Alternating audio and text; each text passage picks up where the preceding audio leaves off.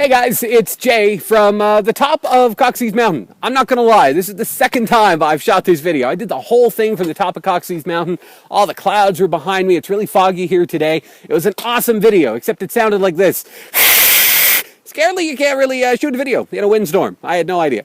So let's do this again. Today is the first day of the 100 Days of Summer Challenge. We're going to run the whole thing right here on Big Deal's Weight Loss Challenge on the Facebook page this year. This is kind of stemmed from something we did last year. We did 30 by 30 in August, which was a commitment to get outside and get active for 30 minutes a day for 30 days. We did it the, all but one day of August, I suppose, and it was a big success. We had about 170 to 200 people in Cape Breton doing it. We had 6 other provinces represented in that group. We had people in Ontario, we had people in Quebec, Alberta, we had a couple in BC that were doing it.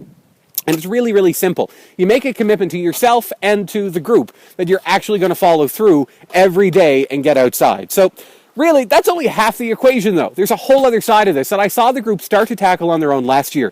And that, of course, is the fact that any health plan doesn't start in the gym or with physical activity. It starts in the kitchen. So we're going to add that into the mix this year.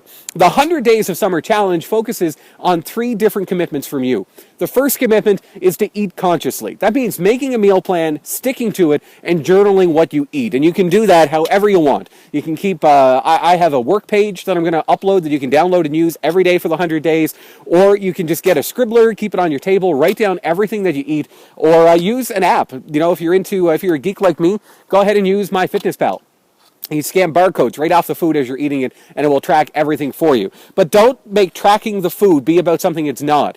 This is about so much more than counting calories. This isn't about anything that simple, right? This is more about an awareness about what you're putting into yourself, what your habits are, when you're eating, if it has anything to do with how you're feeling or how your day went, if you're a stress eater. Those things will get identified if you're keeping your journal on a regular basis. So do that however you need to do. The biggest thing there, come up with a system that you're actually going to commit to. This doesn't work unless you do it every day. And come back to the group. Let us know how you're doing with it, if you're struggling with it, if you don't know what time of day you should be doing it, anything like that.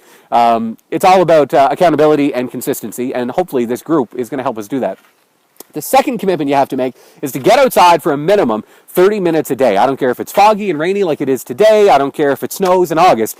We have to make a commitment to each other that we're actually going to get active. There's no other way this happens. You have to get moving. You know it. I know it. And there's not a million excuses that ever apply. I mean, we all come up with them. None of them are ever legit. You're going to kick your ass at the end of the day if you don't get out. And if you're not going to feel bad for letting yourself down, you're going to feel bad for letting the rest of us down. We're all out there working our ass off, making the same commitment every day. You can too.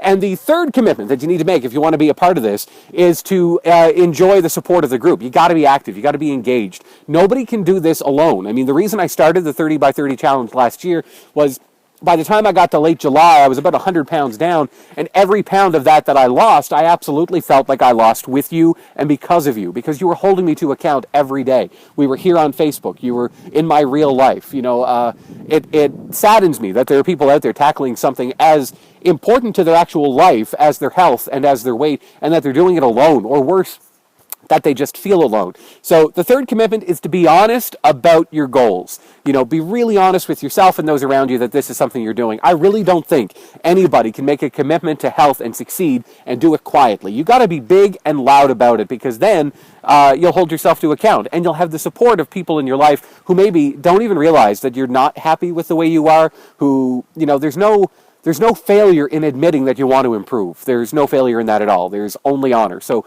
admit that and get the support that's there for you, because I'm telling you, it's overwhelming. And what people will do to help you is absolutely remarkable. Sometimes it's as simple as someone taking the time to listen to your story. Sometimes it's, as therapeutic as having someone share their story with you so you can find similarities, or you can realize that you're not really as bad off as you think you are. That sounds horrible, but there's a lot to be gained from sharing each other's stories. We can all go all sad sack on ourselves every now and then and think that we've got it hard, but man, there are some real, health dilemmas out there that people like me, who never really faced any direct health challenges. Mine were always the threat of a heart attack, the threat of high blood pressure, the threat of high cholesterol, the threat of diabetes. But when you hear people out there who, through no fault of their own, who are already battling health illnesses and stuff like that, it really makes you take your own health seriously and realize how cheap it is of those of us with health to squander it away to, fast food and sugar and carbs. It's ridiculous. So those are the 3 commitments. Be consciously eating and journal your food. Make a commitment to get outside and be honest about your goals. And one final thing I want to point out today as we launch this entire thing, I don't want your goal to be a weight. You know, don't message me and ask me what a fair weight loss goal is over the 100 days. That's not how this works. The success that you're going to have at the end of this 100 days isn't going to be on a scale. I don't even want it to be that there's a pair of pants you want to fit into or a sweater you want to see begging off you. It can't be any of those. There is only one measure of success through this challenge, and that is that you get to the end of it knowing you have done it every day for 100 days. The only success to be had in this challenge is proving to yourself that you can commit to a routine, that you can invest in yourself, and that alone is enough.